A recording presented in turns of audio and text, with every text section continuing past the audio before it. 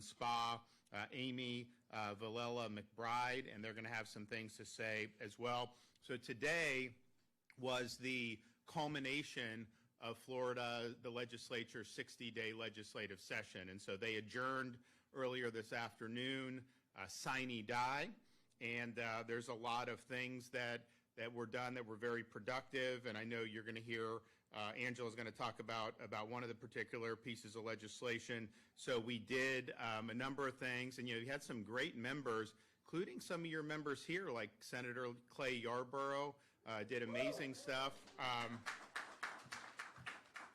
Dean Black we'll talk a little bit about that. We also had some other reps from around the state. You had Jenna Persons-Malika did some really, really good legislation.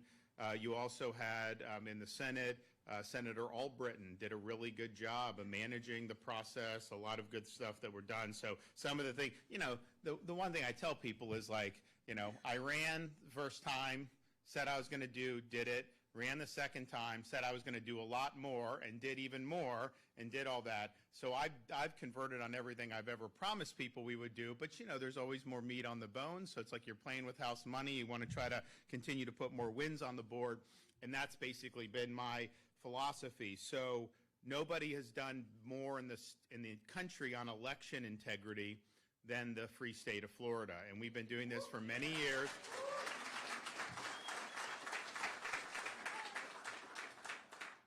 We were the first state to ban ballot harvesting, or certainly one of the first states to do that. We banned Zuckerbucks. Remember the Zuckerbucks from 2020? We made sure that we were able to prosecute people that committed voter fraud. We now have a unit in state government that does it, because some of these local prosecutors wouldn't prosecute voter fraud. So you've had a number of those cases go up, and then actually removing officials like the Palm Beach supervisor or the Broward supervisor that were there before I became governor. And so all that's gotten a lot better. And we're really the envy of the nation. You look at California.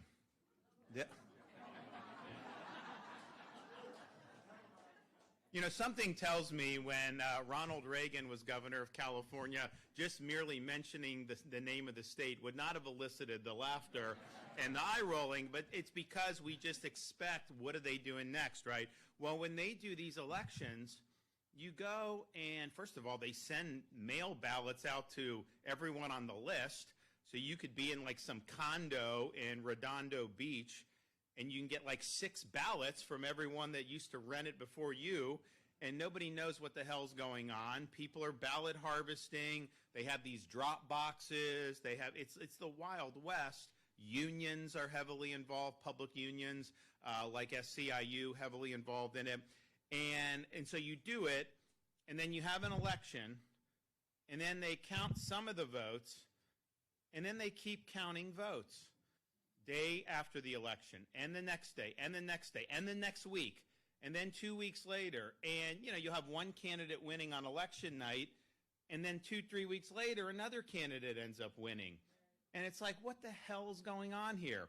So notice in Florida, we did, I don't know how many votes were in the last presidential election, probably 10, 12, 13 million votes. You had the results within 2 hours of the polls closing. Why can't every state do what Florida does, right? You can do it.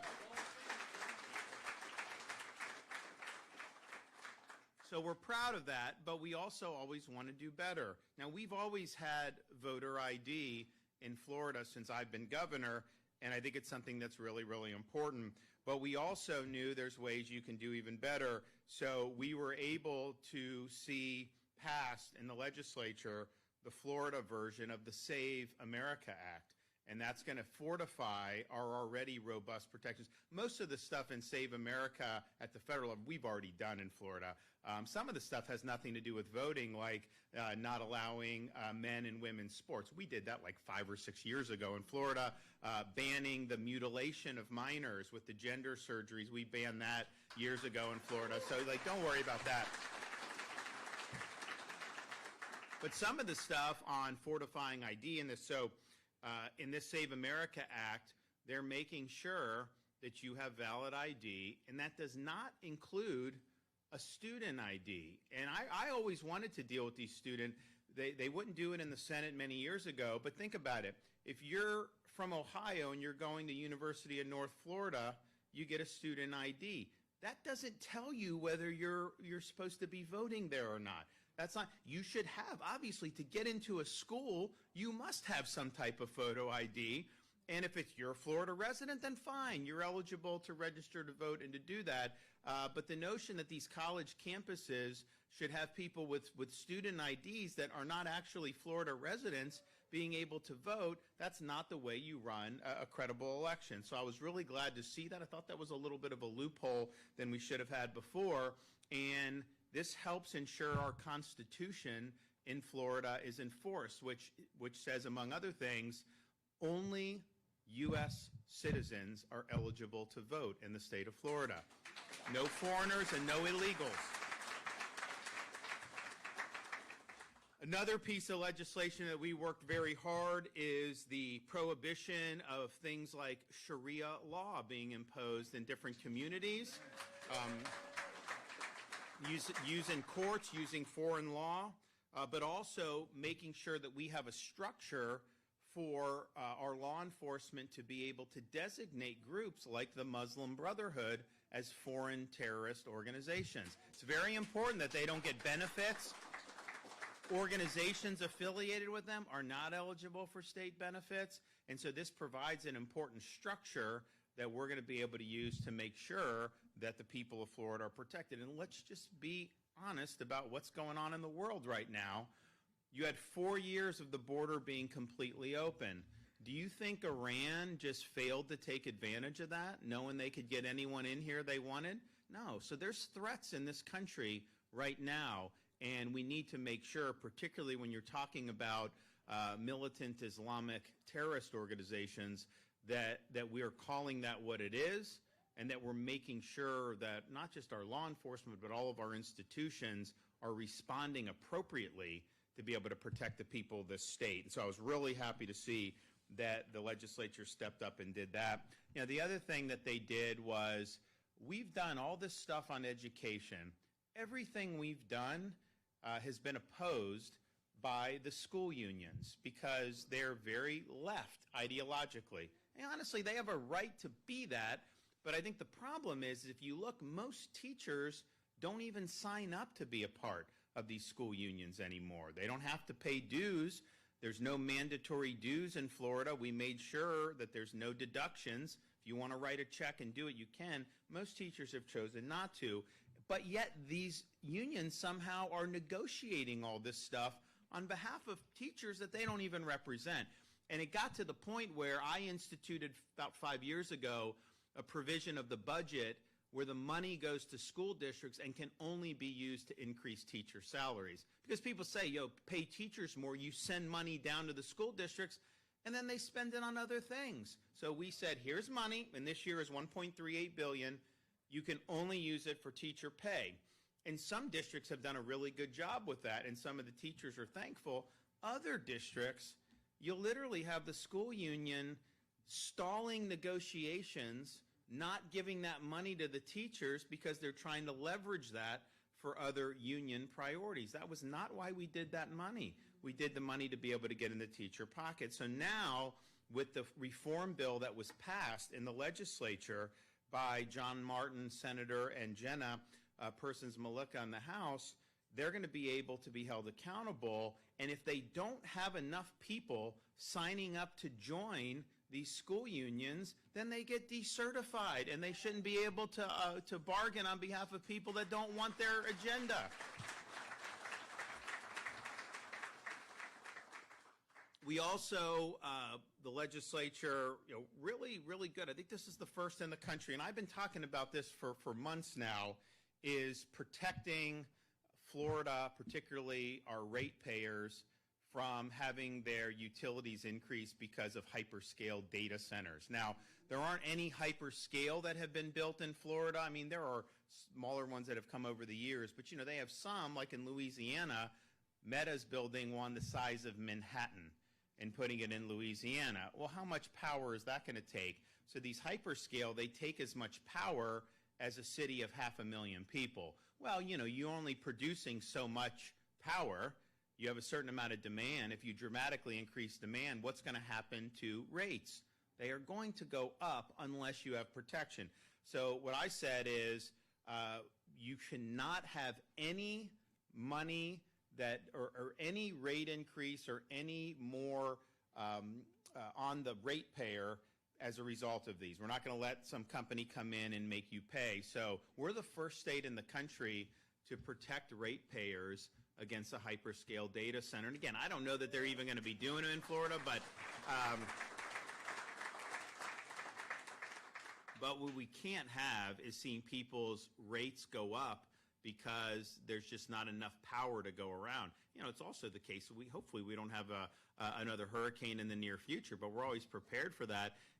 What do you think would happen? Well, with me, maybe not, but if you have a hurricane and the data center wants the power before the residences, what would that message send if someone gave it to the data center before? So I think we've got some unique issues in Florida, and that bill is really the first in the country, and it protects that. And even the president has said they got to pay their own way. There should not be any subsidization, and they got to make sure that they're doing that. That's exactly what this bill does. Now, it's interesting.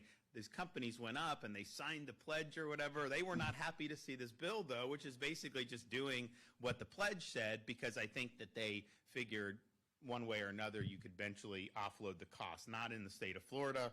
We're going to protect our residences and our small businesses on that.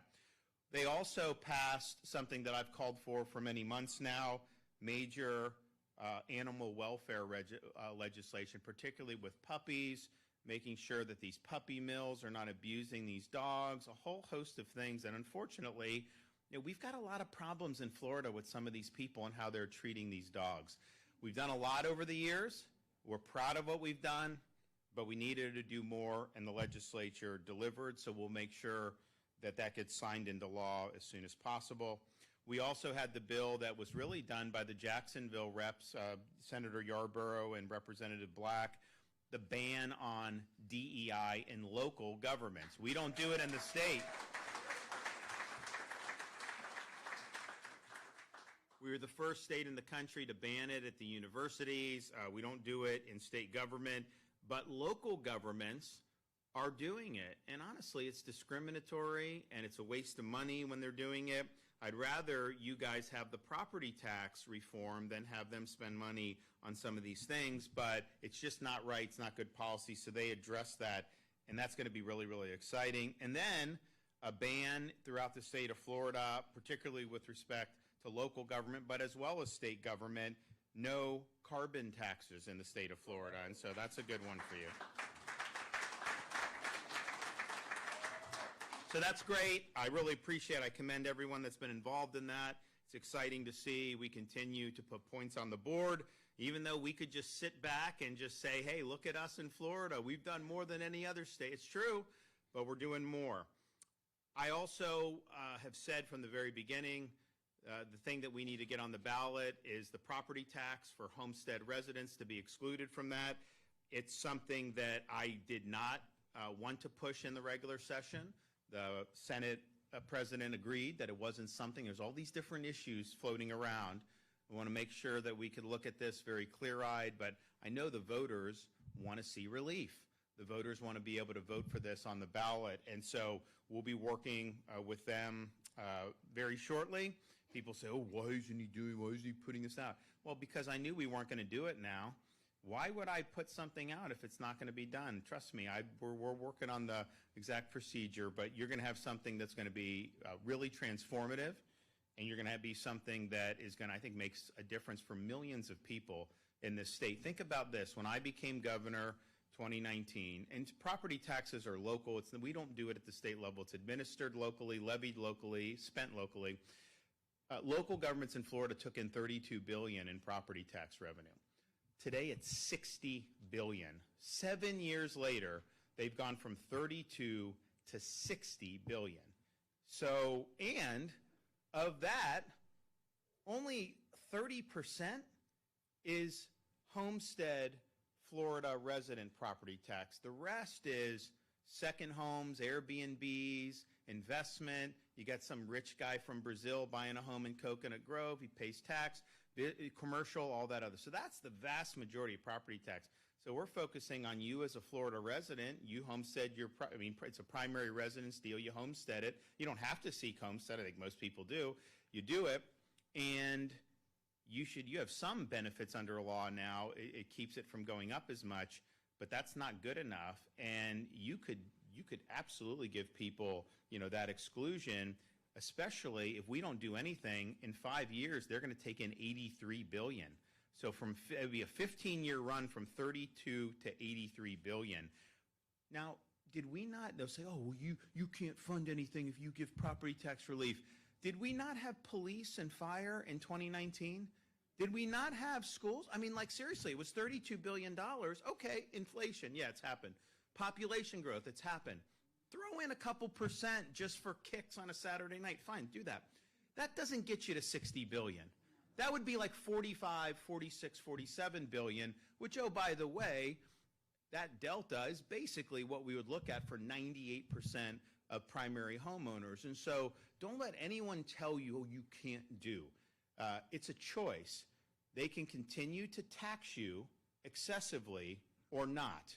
And you have a voice in this matter, and it's through a proposal on the ballot and then being able to vote on it in November. And so that's going to be something that is going to get hot and heavy very quickly. It was not something that we anticipated in the regular session. I said that from the beginning. So don't think because they sine-died that somehow we're not doing it. We've only just begun on this, and ultimately you're going to have an opportunity in November to be able to weigh in on it. We'll also be doing the redistricting, as I mentioned, coming in there. Now, that's the good news. The bad news is that the legislature sine-died without doing the only one thing that they're required to do, which is produce a budget. And, it is what it is. These guys, they go through the House and Senate. I don't really have a formal role in it. They will present the budget to me, and then I have line item veto. I sign the budget veto, whatever I do, and then we kind of go from there. But we are going to have to get this done for the people of Florida. I've spoken with Ben Albritton, the president of the Florida Senate. He's of the mind, as I am, that this is not something that should be drug out. This is something they just need to get it done. It's not like this isn't rocket science at this point. You just look what we've done for 7 years and cut and paste, and you're probably in a pretty good spot. So we are going to be doing a special session on the budget.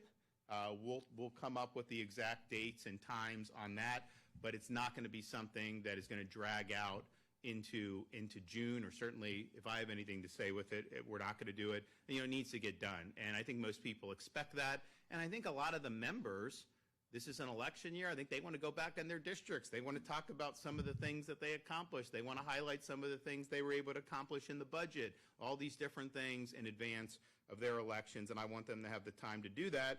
But you got to get the job done first, and so they weren't able to do that. And I know that there's some back and forth on there here. All I can tell you is some of the things that were different between the chambers. There was a proposal by the House to reduce our funding for Everglades restoration by 2/3. I want to tell you that dog won't hunt. Everglades restoration is the most significant environmental restoration project in American history. And we have done it better than anyone thought was possible. We've done it so well that we now have a partner in Washington with the Trump administration, and they not only are delegating projects to us and funding it so we can get it done quicker, they want to come in and do even more than they're doing. So the momentum on this is absolutely incredible. Every member of both houses, Republican and Democrat, has supported our efforts for years. There is no reason to all of a sudden, when we're at the peak momentum, when we're very close to finally finishing it, that you would reduce that by 2/3. And so I know our partners in the Senate are very supportive of continuing the mission, continuing the momentum on Everglades restoration. And the thing is, yeah, you can do a budget and you can cut it, by 2/3, I would just call you back in for a special session to do the Everglades stuff. I mean, we have to do it. It's important. All these members ran on this and have talked about all the great work we've done. And look, up in Northeast Florida, not as sensitive about Everglades, but we've done a lot on Springs. We've done a lot on St. John's. We've put a lot of money into these things because we understand that Florida, physical Florida, and what we have is very important to the vitality of the state. And we have a responsibility to leave it to God better than we found it. So we'll continue to push for that. The other, I think, point of contention, as I understand, we pioneered in Florida, not just me, working with the legislature over the years, an accelerated debt repayment program. So if you take all the debt that the state's accumulated over its 181-year history, just since I've been governor, we've retired more than 50% of it. A lot of that has been retired early.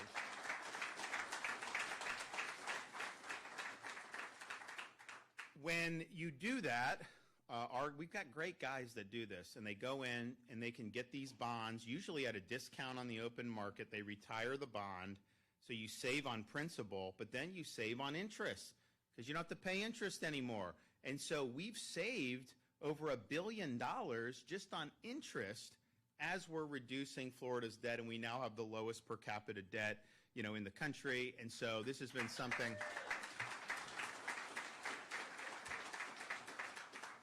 This has been something that has been very significant for our fiscal. And, the rainy day fund, we've almost quadrupled that since I've been governor. So our rainy day fund, current year's maxed out. I think they got to put a little bit more in because the limit goes up every year. So they're doing that, which is great. But we're built for the long haul with low debt, good reserves, and overall a very manageable budget. So I think the debt reduction is important. I know Senator Albritton's been a champion for that. We should continue the momentum. It's a big success story. People are glad to see that their state is taking care of business. Imagine if like California or New York or Illinois tried that, or the federal government. We'd be in much better shape if they mimic what Florida has done on that. We don't want to be more like them. We want to make sure we keep going the way we're going. Another point of contention, I think, is the Schools of Hope, which was passed last year. It's a program to go in the worst areas of Florida that people have written off. Some of it's inner city, and bring in a new operator who has a history of doing these schools and trying to give some of these kids, mostly very poor kids, a chance. And they have a great record in doing this type of program. It was passed in the House last year. Senate was tough to get it through. They got it through. And so now we have people that are coming to do it. It's going to be like Miami, Fort Lauderdale, maybe eventually Jacksonville. Like the media has acted like all the schools are going to be taken. No, it'll be a handful in each jurisdiction at best in terms of each major city, probably Jacksonville, Orlando, Fort Lauderdale, Miami, maybe Tampa. I don't think probably much beyond that, and maybe only one school or two in each one. I don't know what it'll be, but if it works and parents want it, then that's what we've got to be doing. So I was glad to see that the Senate wants to continue that. I know we've got a lot of people that are excited about it. For whatever reason, the House didn't put any money into it, even though we passed it last year. Can't turn back. I mean, when you go for reform, you got to go all whole hog. So I'm very supportive of making sure we're funding Schools of Hope. We also have something in Florida that we resuscitated years ago called our Florida State Guard. And you remember the reason that we did that is because we have a National Guard and they do a great job. But ultimately, the National Guard answers to Washington, D.C. And what happened was, this was when they were trying to impose vax mandates for mRNA COVID shots. I had a policy that there would be no mandates in the state of Florida, not just for...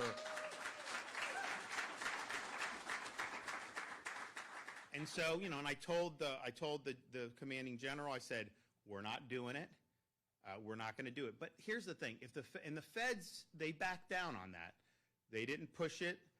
We thought they were. They didn't. But if they really had pushed it, they probably had the authority to override based on history. Sometimes people will say, oh, I don't want our Florida Guard to be, deployed to the Middle East or this or that. Well, I don't either, but understand, the President of the United States and the federal government, they can mobilize our National Guard and they can send them. It's not the governor's responsibility or power to facilitate, or you certainly can't stop it. So ultimately, the National Guard serves an important function for the state, but administratively, they answer to the federal government when the federal government wants to do the activation. And so having a state guard that we used to have, we resuscitated it, it can serve those same functions, but doesn't answer to Washington, D.C. at all.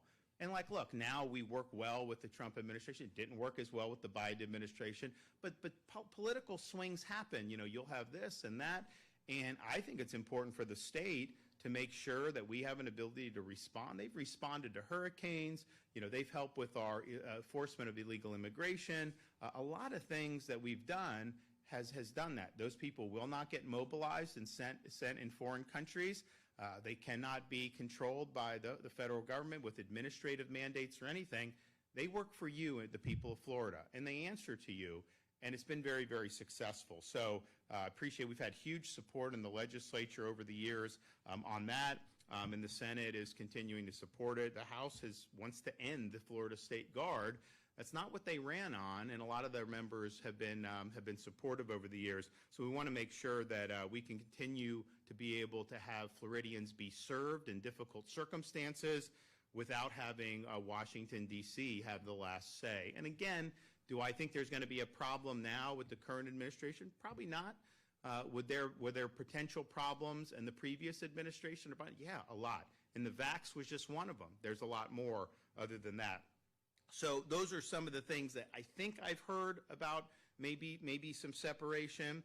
There's also the issue of the Trump administration has sent a bunch of money to the states, including Florida, to expand rural health care.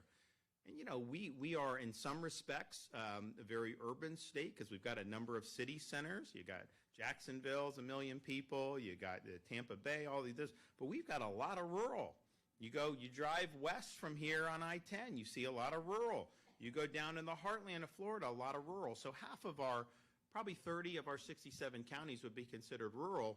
And this would be big-time support for them. So we want to make sure that money is green-lit so that we can get that out to start helping people. So I think they're going to be able to resolve all those things, but we need to do it very quickly, and we need to make sure that the people of Florida are having their needs met. And the overall budget, I think, is like very similar to what we've been doing the last 3 or 4 years. I mean, you in Florida, even though we've done huge things, you basically have a budget that's been stable. I mean, it's maybe within a little bit here or there, but our budget in Florida with 23.5 million people probably, New York has 19.5. We have millions more people than they do. Our budget is less than half of the state of New York's budget.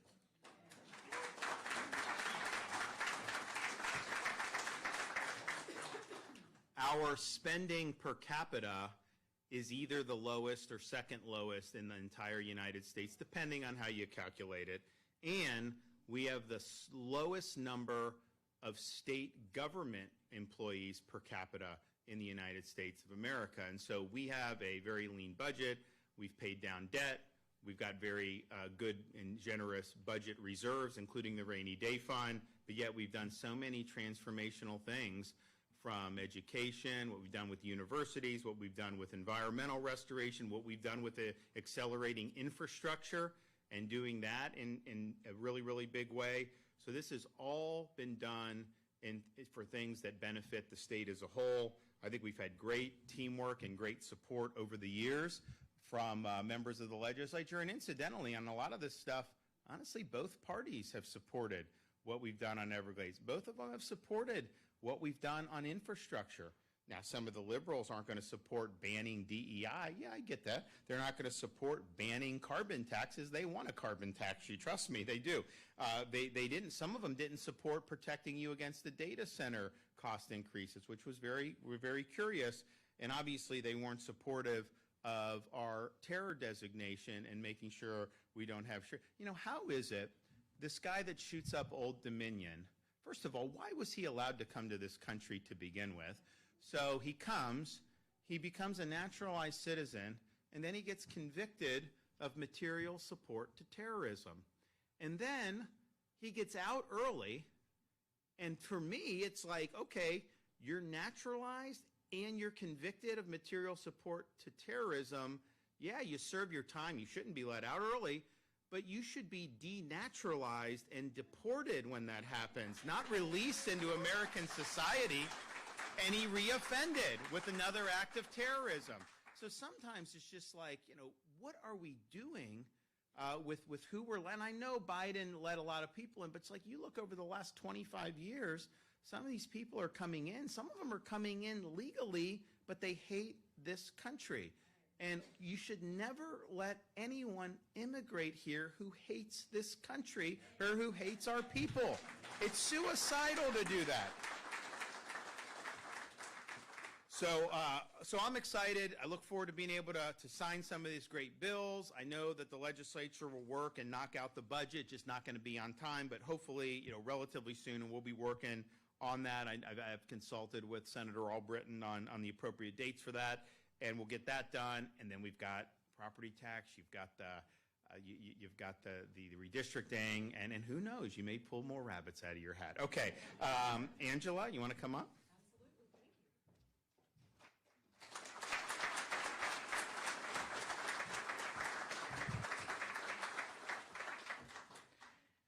Well, it's great to be with our governor right here in the remarkable city of Jacksonville, Florida, my hometown, right? It's great to be with each and every one of you today. So thank you, Governor, for what you do for our great state. I'm also honored to represent the University of North Florida as interim president, and I want to take a moment to thank not only our chancellor, our commissioner of education, the board of governors, our board of trustees, our faculty, our staff, and definitely last but not least, this is why we're in the business, our students, for ensuring the success of the student experience at the university. I'm here today, though, as the governor mentioned, to discuss Senate Bill 1296, which enhances transparency for unions, that represents Florida's hardworking teachers, professors, and graduate assistants. However, I would like to take another moment to congratulate you, Governor, on dedicating, this is pretty remarkable, nearly $6 billion to increase the pay of Florida's K-12 teachers. Thank you.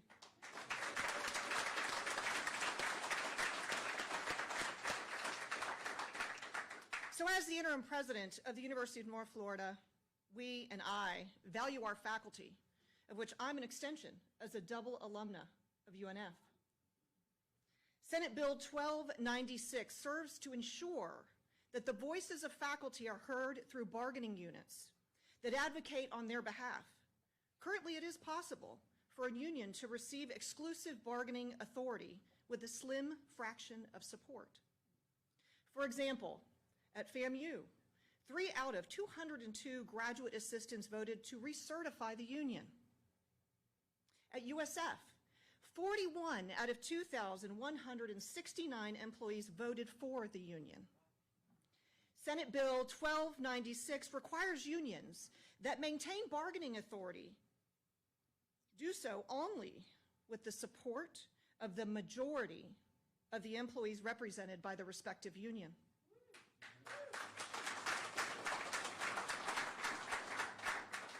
So in summary, the Senate Bill 1296 ensures that organizations bargaining on behalf of Florida's hardworking teachers, professors, and graduate assistants represent the majority of the dedicated educators of our great state of Florida.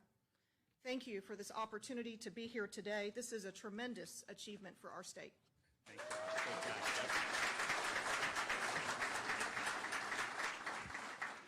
You know, I have some people will tell me, like, because we've done major reforms on a number of things involving education, including, this isn't the first bill for school unions either, and they say, well, just get rid of them. Why don't you just get rid of them? And I think the reason that they cite is, it's one thing to, like, your private, the Teamsters, and you're bargaining with a company or whatever, because it's basically the company's got to pay workers, the workers want to get fair, whatever, and you go, and look, sometimes it works out good, sometimes it causes, but it is what it is. The issue when you talk about teacher unions is you have the union negotiating with government on some level, and the union's job is to represent its members, not to represent the students, not to represent the families. So if there's a conflict between what would be good for a member of the union versus what would be good for the students and the families, not only is the union going to choose their members, honestly, they're duty bound to do it. So it creates, I think, a bad incentive to where, so for example, they would have an incentive to keep a bad teacher employed as long as possible, even if it hurts the students, because they got to protect their members, right? And so so people put that out, and look, I agree with that analysis, but the issue is, if you read Florida's Constitution, they wrote in the ability to have these types of teacher unions. And so if you guys don't like that, you have an opportunity to amend it, but working within the system as we have it, and as the Constitution is, clearly it's appropriate to make sure that this is representative of people that are actually voting for this thing. And, it's sad that so you have that issue of, hey, they're representing these folks, but in schools, all these other people, they're really the ones that have the biggest stake in it. No one's representing them. So you do have that. Then you just have something that's happened in more recent decades where these teacher unions have become so rabidly partisan. And you go look at the National Convention for the National Education Association, United Federation of Teachers. I mean, you think they're going to wheel out like a Che Guevara or something like that, or like it's like the Karl Marx. It is left of left. And here's the thing, you're free in this country to be that, but why would that be jammed into our school system? That is not appropriate to be doing that. But that's really what the agenda's been, including even going to the point of denying the kids' right to be in school at all. You remember during COVID, I said every school's got to be open. I got a lot of flack for that, and the union sued me in Florida. And they were going to the courts, and they were saying, we cannot have schools be open, and they were wrong about that. And they tried to act like it was going to be bad for kids. No, locking kids out of school is bad for them. They needed to be in. And so we were right on the science, right on the social consequences, the academic consequences, all that. And we beat them in the courts on that. But think about that. They were not interested in what was happening with the students, and they did that. They won't admit that they did that now, but that was really a low point in terms of how these things have operated. And then obviously they fought, delayed the pay increases for teachers because they're trying to leverage other priorities. So there's just been a lot of stuff. Our education commissioner, Stasi Koumoutsas, he's very strong on calling this out when it happens. But the reality is that in the education context for K-12 in particular, I think there's really negative results under how these things have operated in America recent years. Florida has done more to empower parents and all that, but the reality is, what is that unit bargaining for, and are they looking out for the best interest of the people that have the biggest stake in the outcome of the education, the kids and the parents? And unfortunately, when you have 4 people can certify a union for hundreds, it's not necessarily working out that way. So this reform is going to ensure, if you're going to be someone that's going to be put in there, that you get the votes and you're representative. And look, if the people are voting for it and the union's going a different direction than I like, that's just the way the cookie crumbles. Life's tough on that. But to just take 10 people out of like 1,000 and say they get to call the shots, that doesn't work. So thank you for doing that. I'm excited for that reform, and we're going to keep going. Okay, Amy, come on up.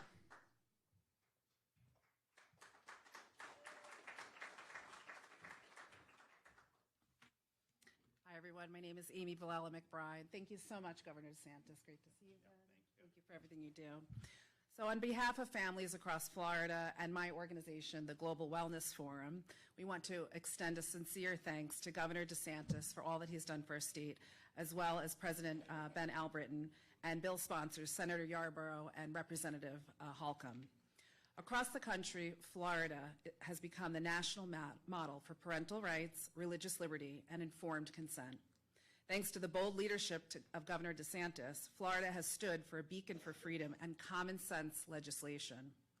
Over the past several years, nearly 2 million Americans have moved to Florida in search of that freedom. My family was one of them. In 2019, New York removed religious exemptions for school vaccines. Overnight, my own children and 26,000 other children lost their right to attend private and public school. We homeschooled for a few years before making the difficult decision to move to Florida, like many families who also have come here seeking for freedom. My husband and I left behind family, friends, our careers, and our pensions to move to a state that protects constitutional rights and allows us to raise our children as we see fit based on our beliefs and our values. We chose Florida. We chose Florida because Florida stands for freedom. Florida stands for parental rights, and Florida honors religious and conscious beliefs.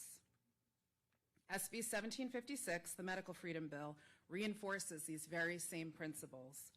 The bill recently passed in the Senate, but stalled in the House. So today we are here. Florida families want to see this bill pass. We would like the House to advance the bill. Speaker Perez and Florida lawmakers, it was time to put politics aside and put families and freedom first and advance this bill.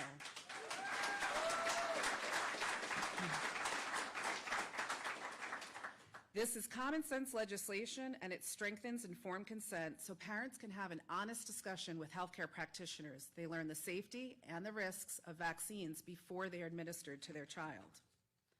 It establishes a conscience-based exemption for school vaccine requirements so parents can make decisions consistent with their beliefs. And the bill also expands access to ivermectin, available behind the counter with consultation from a pharmacist, giving patients access to safe and affordable treatments.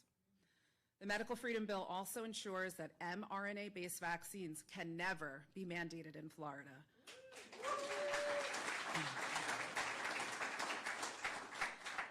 And it reinforces that doctors should treat patients based on what's best for their health, not based on pharmaceutical incentives or any type of financial kickbacks.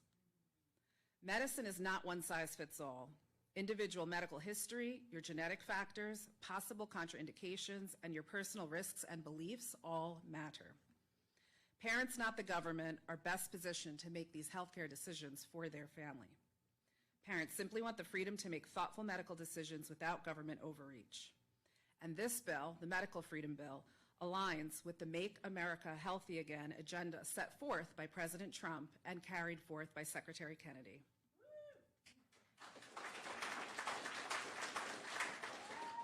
And across the country right now, there are 17 bills filed this session that are similar or that seek to end vaccine mandates altogether. This is not a fringe belief. There was a recent national poll conducted by John Zogby Strategies that found strong bipartisan support for medical freedom policies. Nearly 88% of voters support the right to refuse medical treatments, including vaccines. More than 90% support informed consent. Parents simply want to know, are there risks involved before they give their children medicine or vaccines? And 2/3 of voters support parents' right to refuse vaccines for their children. These findings in this national poll show broad public support for policies like SB 1756 to protect parental rights and patient choice. Medical freedom is not a partisan issue. It's a fundamental right. Florida has led the way in defending liberty.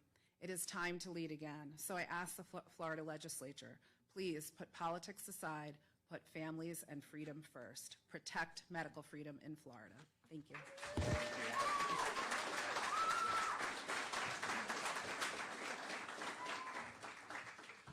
You know, it's interesting. I was not it wasn't that I was against. The medical stuff was not something that was really on my radar when I first became governor. And you know, because we have religious exemption in Florida, but you know, there were people that weren't having, and so there was definitely static out there. But then COVID happened, and you saw them really try to shoehorn people into behaving ways. They wanted to mandate the mNRA shot. That was developed very quickly. There were a lot of people that didn't, and even people that had already had COVID and had natural immunity, they wanted to force that. Now, we put the kibosh on that in Florida, and we stopped it. But it just raises issues to like, okay, does a 6-month-old baby need to be jabbed with an mRNA shot? There was no evidence or data to suggest that that was something that was needed, but certainly no evidence that that should be forced on it. Are you kidding me? Like, that was just, and yet that was what was going on, and it was really, really scary because they were using medical to basically circumscribe your rights to think for yourself and make decisions based on all the factors. Because, first of all, COVID was a risk for certain folks based on health profiles and age. And so why can't a parent make an individual decision? So we started to have big conversations about this. They wanted to do, this would have happened if it wasn't for me, I can say this, because Biden came in, they wanted to do COVID vaccine passports. So you would have to show that you had the mRNA shot in order to go to restaurants, movie theaters, all this other stuff. And I sniffed that was going to happen. The legislature did really good to say no, and not just for government vaccine passports. We're saying it's not appropriate in society as a whole. So if a business wants to do passports, no, I don't want to do passports. We're not doing it. So we stopped that, and Fauci was trying to get Biden to do this like an executive order for travel throughout the United States. And I think he wanted to do it, but this is based on reporting. Like, look, I don't know, but and one of his advisors at one point told Biden, they're like, well, like, if you do this, the governor of Florida is going to fillet you 6 ways from Sunday. That would have happened, and obviously it didn't happen because it was indefensible. It's not something that you can do. So it just created, like, man. 2 years before COVID, I would not have viewed medical as a threat to people's freedom, but then that was being used, and some of it was opportunistic, some of it was just off the rails, but I really was like, okay, so we did ban the vaccine passports, ban the mandates, although the mandate ban was temporary. We needed to reauthorize it, and then this bill makes it permanent. But without this bill being signed into law, you don't have permanent protection in Florida. Why would we not make it permanent and all this stuff? So you've had all this stuff happen. So there's huge movement at the grassroots, and they were working. And last session in 2025, the Florida House passed similar bill, in some respects, maybe even a stronger bill than what eventually. Both have been good, but they did a really good thing, and it got to the Senate. And it just broke down. And the reality is look, the members that get elected there have different views. This is just a statement of fact. It's not even me criticizing, because no, you don't have to agree with me. We've got some of these Republican senators, like, if they could jab every baby as soon as they're born with mRNA, they would do it. Like, they really believe in the mandates. And so the bill had a very difficult time in the Senate last year. This year, you still had a lot of those hurdles, and Senator Albritton did a really good job of navigating this, getting it in a great shape to where we had something meaningful that could actually pass the Senate. And it was a really, really big deal. And you know how hard that is. I mean, it was not easy. You guys went and talked to some of them. You heard. So it was really, really significant, and it was the most significant, probably one of the most significant in the country for sure. And so we felt that once that happened, obviously the House had already passed it, so they could basically punch it in, and they chose not to do that. And I don't know why they chose not to do it, but it seems to me you're fumbling on the goal line here. Like, you're right on the goal line. Punch it in for the touchdown and get it done. I know a lot of people in Florida really want to see these protections enacted into law. And so thank you for talking about your story. There's a lot of people just like you. And I think a lot of moms in particular, they just want to know that they're doing this stuff eyes wide open, and then they're not being forced or coerced into doing something especially without having all the facts. And I think that's a normal maternal instinct to make sure, you only get one shot at raising your kids, right? And so, some people, they shouldn't ask any questions or whatever. Look, most parents, when they get all the information, most of them make very appropriate decisions, but each kid's different. So I want people to be able to have the ability to exercise rights and do that in a way, just like that polling says, where you're being able to make decisions based on informed consent. Okay, so we'll hopefully, I know you guys aren't quitting on this, and so it's not going to be the last word on it. Okay, Now we have another speaker who's become a friend of mine, and she'll tell her story and make a few comments. Megan Garcia.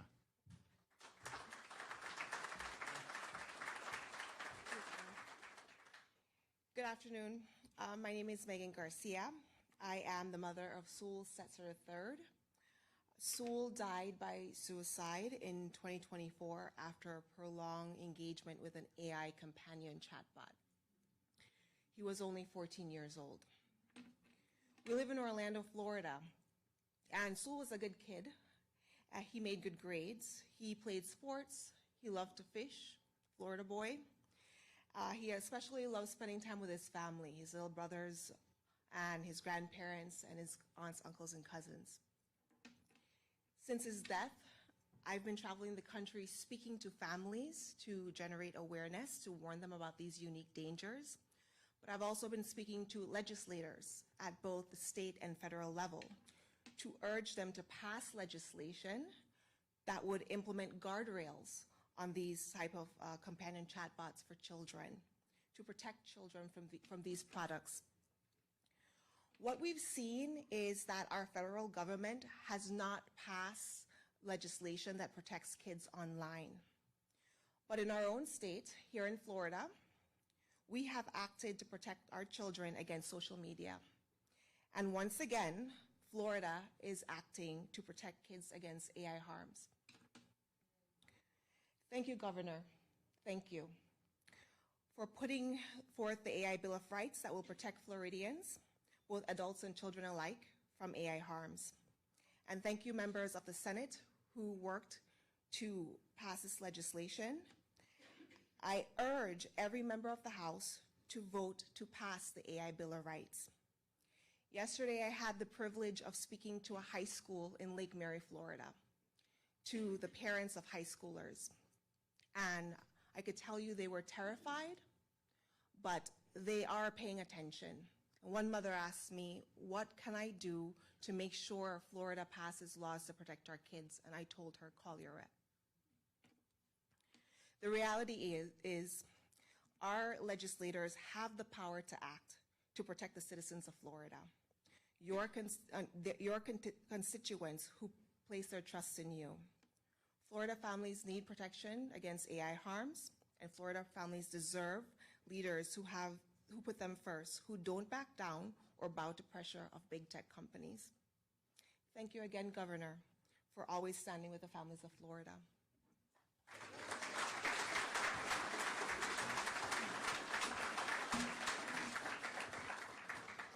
You know, I think until you actually talk to moms and hear these stories, a lot of people have no idea what the hell's going on with these chatbots. But you have chatbots that will sexually groom minors. They will goad them into committing suicide. There's a lawsuit now where this chatbot was just telling this kid, you got to be with me on the other side. Just do it. It's time. We got to unite and all this stuff. And the reality is there's a lot of hype about AI, and hopefully it does things like cure diseases and all this, and it might, right? I hope it does. But I know these companies, to make money, they have an incentive to try to get kids addicted to this technology because they want to sell subscriptions and they want to sell advertising, and that's just the reality. When you're creating products like this that are kind of a substitution for human interaction, the people that are creating those are human beings that have flaws, and all the flaws of human nature are going to be reflected in these products. And there's no other way you could do it. And in many respects, the flaws may be exacerbated by these artificial intelligence bots. Now, I'm somebody that said, we welcome technology that's going to enhance the human experience, but we shouldn't just sit idly by and let technology displace the human experience. We shouldn't allow, or we certainly shouldn't subsidize and try to hasten technologies that are going to undermine our ability to live our lives the way we want, to think for ourselves, and ultimately to be in control of our own destiny. And there's some people that say AI is just going to displace human control entirely, in addition to potentially displacing many, many jobs throughout the country. And so it's not an easy issue. It's obviously rapidly developing, but to be able to provide protections for moms and dads, for the kids, for you as a Floridian, so that they can't take your image and doctor it in a way that is going to cause you harm by having you say things that you never said, which obviously could be very detrimental depending on how they do that. Making sure they can't take your intellectual property, making sure that there's transparency so that if you're interacting with AI, that you know that as a consumer and that they can be held accountable accordingly. So those are all things. Notice, none of the things that we were trying to do with the bill the Senate passed, that wouldn't hurt any legitimate innovation. Not at all. What it would do is it would make it more difficult to do things like what happened with Megan's son. It would make it more difficult what happened with some other moms who've testified at some of our events. You had a chatbot telling one of our friend's sons that he should kill his parents. And how is this something that is good? But it's going to become more and more ingrained. I'll tell you, I'm glad I grew up in the 80s and 90s and we didn't have any of this crap. I'm telling you. But the reality is when you hear the stories, you know this is just wrong. This is wrong. And we got to do something about it. The federal government's not going to do anything about it. You think Congress is going to actually do? First of all, big tech won't let Congress do anything because they obviously want to monetize this as much as possible. So Florida, we've always stood up to do what's right. And the Senate, I mean, they passed it almost unanimously. I think it was like 36-4, something like that. Huge, huge vote. I don't know that there was interest in the House. I don't know if you were able to did you talk to any of the House members? Did they meet with you? Yeah, they weren't willing to meet. I think you got to listen. When you get elected to represent people, you got to listen to some of these things because this stuff is happening very quickly. And there's going to be more damage done if we don't get our act in gear. So I just want to thank Megan for your activism. I know it's been very difficult to endure what you've endured, and especially under the circumstances that you've had to do. Not that it's easier in any other way, but I mean, this is like really, really preventable to make sure that we just have healthy environments for our kids. And so keep at it. You're eventually we're going to get it done eventually, and it'll be good for, I think, the people, not just in Florida, but it'll help lead the country. So I want to thank everybody that's been involved. I know people have done a lot of great work, and, you guys have had, Yarborough has been very good on the medical freedom, amazing on the medical freedom. And so you've done a lot. I think that the folks up here in Northeast Florida, I think they did a lot of good stuff in this legislative session. So you guys have been represented well. I appreciate it. And we got to, get the budget, get some of these other things done. But the momentum continues, and we're going to make sure that it does. Okay, any questions? Governor, this is your final regular session. You've been through 8 of them at this point. How does this one rank compared to all the rest in terms of productivity and, just your relationship with the legislature? Well, look, I said at the beginning, I accomplished everything I told the voters I would do. So I have already done that. That doesn't mean there's not more to do. That's why I outlined all the things that we have done. But if you look at when I first came in, we came in with a big bang. We built huge momentum. And then we were doing things that no one thought possible, leading the country, particularly in the COVID era. And then I got reelected by, the biggest victory any Republican had ever had in the governor's race. And we had so much. We just had so much momentum that, that year where I was working with Paul Renner and Pasadomo, you will never be able to match that. No one in the country has been able to match that, and no one's been able to match that in the history of Florida. So just that being said, the reality is we saw all these issues, we tackled them, we dealt with them. Now, things that come down the pike, like the AI Bill of Rights, the data centers, what we've done on the Sharia, what we're doing on some of these issues, the local government, what they did with so all these things are very, very good. So I'm proud of the guys that got a lot of this good stuff done. Now, this is still a work in progress because they haven't done the budget yet, and they need to do the budget, and I know we're going to do the budget, and so we'll see. But I'd anticipate us getting a good budget. Look, like I said, you can pass me a budget that reduces Everglades restoration funding by 2/3. I mean, you can do that, but that's not going to be the end of the story. I mean, I'm not just going to not do what we've been doing for 7 years. And all these people voted for this for 7 years. You know, it's like now all of a sudden, you know, you want to try to stop just when we're at the maximum of the momentum, and we got the federal government all in with us, hand in hand, moving this faster than it's ever been fast. So, you know, it's fine. But I'm obviously going to work very, very hard to make sure that the priorities that the people elected me to pursue are the priorities that we continue to do. And most of these members ran on those very same priorities. Florida's version of the SAVE Act, my understanding is it doesn't go into effect until the start of 2027. Is that something you would have hoped would have gone into effect before the midterms? Yes, but I think that they ran into the issue that we're in the election year now. It would have thrown a wrench into how some of the procedures are. We've done very well in election, right? And so I think their view is Florida's the best in election integrity as it is. This makes us better, but let's just ride this one out, and then everyone will have adequate time to put these changes into effect. I think that was what their thinking was, and that's fine. We'll do it. I didn't really necessarily have strong feelings about that. I understand why they did what they did. Some of this stuff maybe could have been done this year, but it's fine, and it'll be beneficial for the people of Florida. But you can bet that when we have the election in November, you can sit down at 8 o'clock at night when the Panhandle closes, and you are going to see those results very quickly. And it ain't going to take weeks. You know, maybe if it's a one vote race and people like we had with Paul Renner back in the day, maybe you litigate. Sometimes it can be very close, but you're going to have transparent results. We're going to know, and everyone could go about their life knowing that the election was done with transparency, efficiency, and integrity, and that's for sure. But I also think this SAVE Act is a positive step, and I think that they should do it at the federal level. I mean, some people are like, thanks for doing this, and they were happy to see the legislature doing it. But they're like, honestly, Florida, you guys don't even need this as much as they need it in Illinois and in California and in all these other places. So we'll see if they end up getting anything done in Washington. Yep. You basically got 3 special sessions. They're calling the budget session a special session. Redistricting, property tax, budget.